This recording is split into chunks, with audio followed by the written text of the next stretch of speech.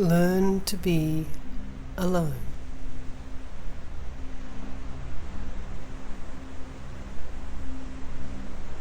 Physical solitude, exterior silence, and real recollection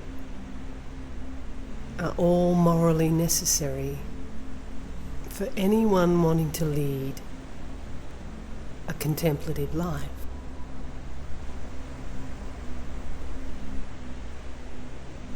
But like everything else in creation, they are nothing more than means to an end.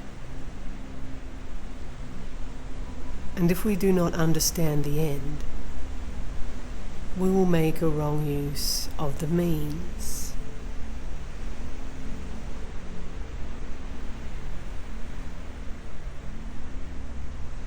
We do not go into the desert to escape people, but to learn how to find them.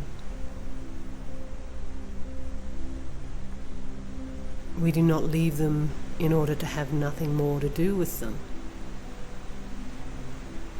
but to find out the way to do them the most good.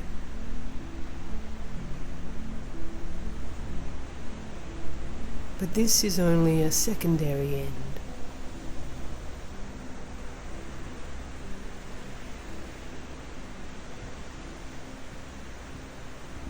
The one end that includes all others is the love of God.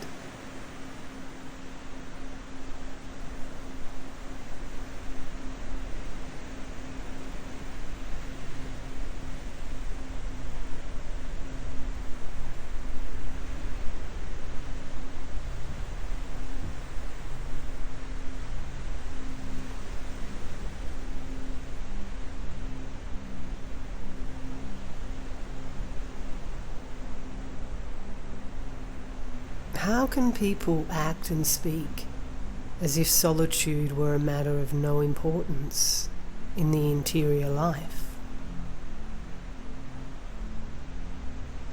Only those who have never experienced real solitude can glibly declare that it makes no difference, and that only solitude of the heart really matters. One solitude must lead to the other.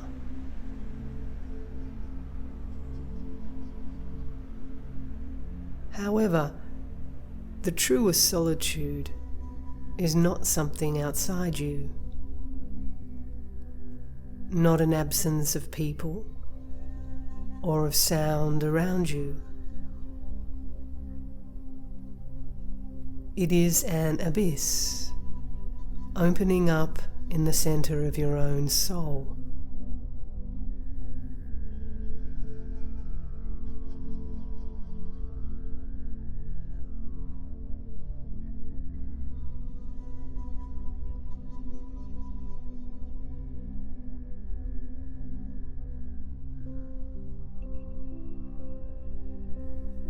And this abyss of interior solitude is a hunger that will never be satisfied with any created thing.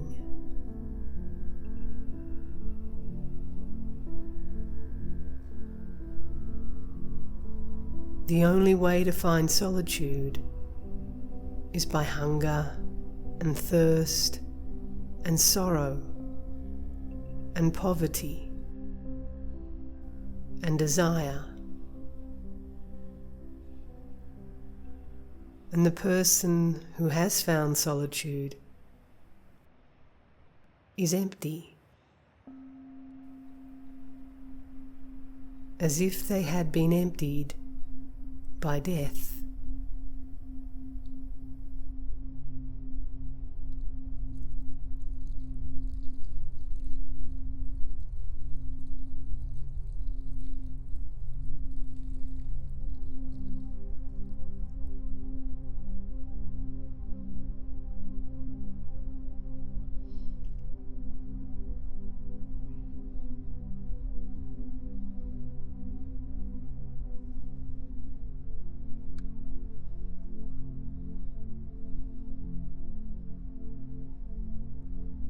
They have advanced beyond all horizons.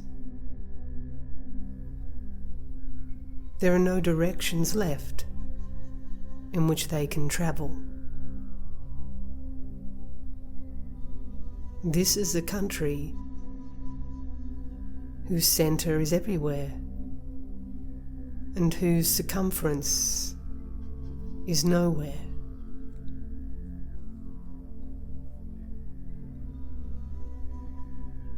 You do not find it by travelling, but by standing still.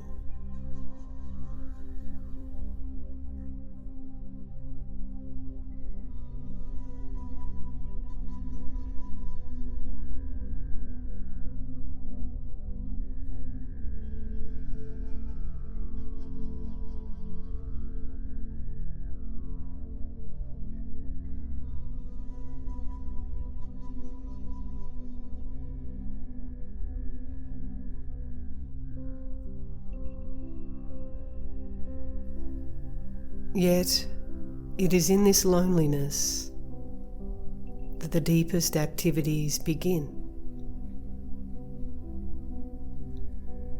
It is here that you discover, act without motion,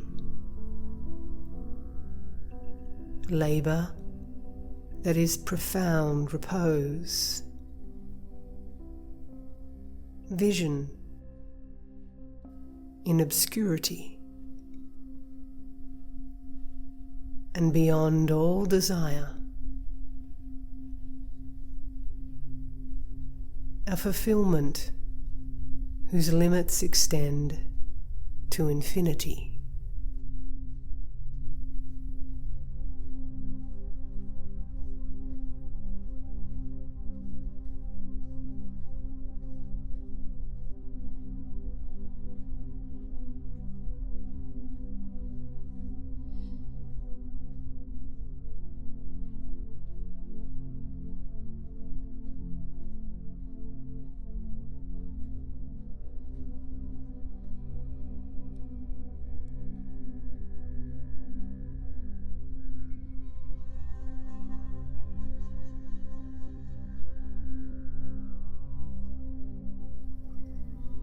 Although it is true that this solitude is everywhere, there is a mechanism for finding it that has some reference to actual space, to geography, and to physical isolation from the towns and the cities of people.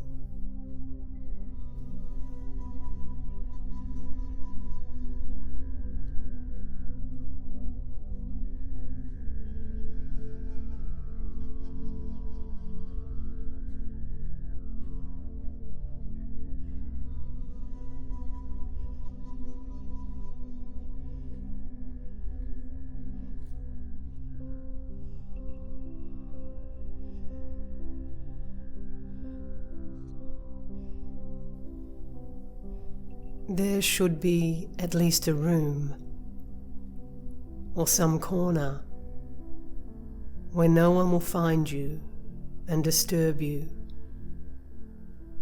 or notice you. You should be able to untether yourself from the world and set yourself free,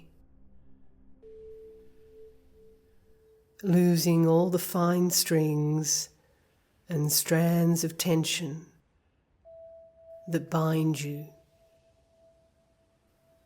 by sight, by sound, by thought, to the presence of other people.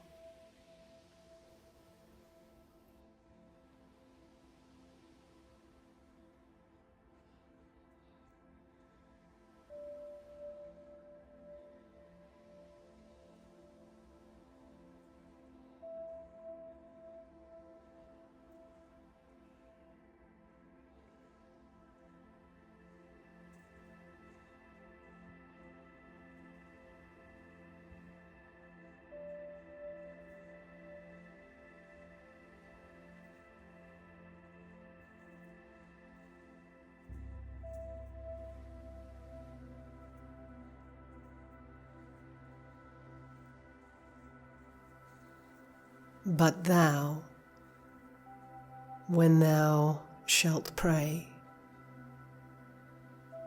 enter into thy chamber, and having shut the door,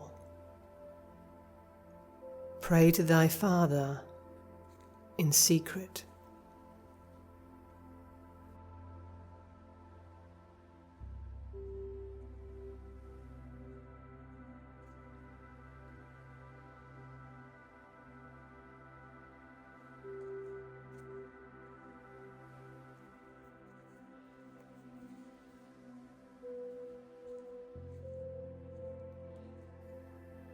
Once you have found such a place, be content with it, and do not be disturbed if a good reason takes you out of it. Love it and return to it as soon as you can, and do not be too quick to change it for another.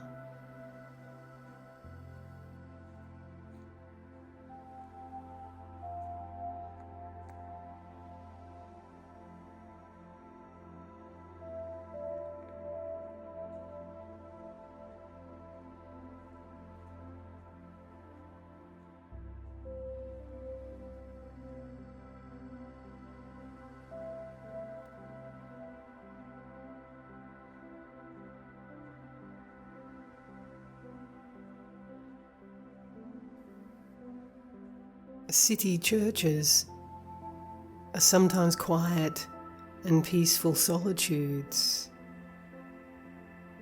caves of silence where a person can seek refuge from the intolerable arrogance of the business world. One can be more alone sometimes in church than in a room in one's own house. At home, one can always be routed out and disturbed. And one should not resent this, for love sometimes demands it.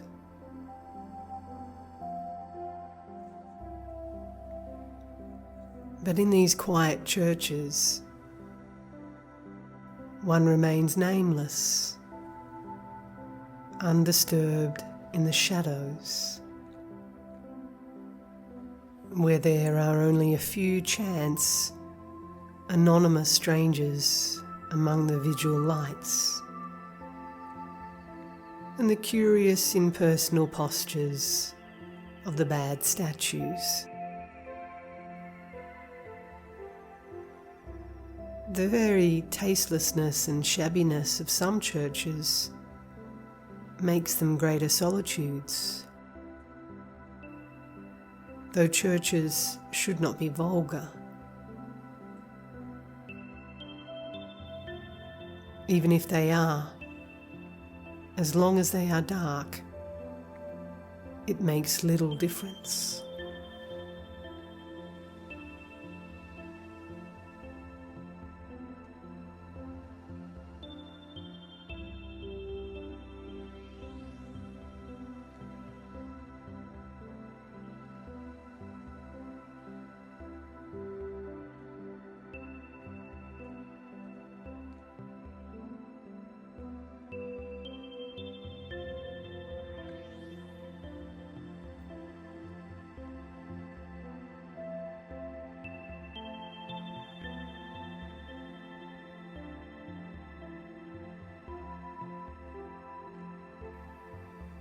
Let there always be quiet, dark churches in which people can take refuge,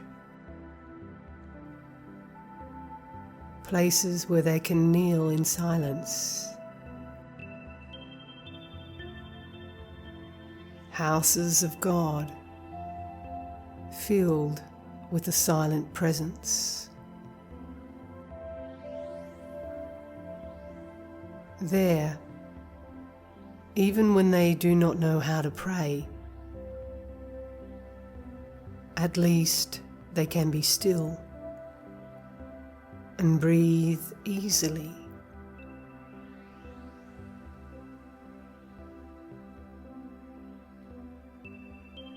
Let there be a place somewhere in which you can breathe naturally, quietly, and not have to take your breath in continuous, short gasps.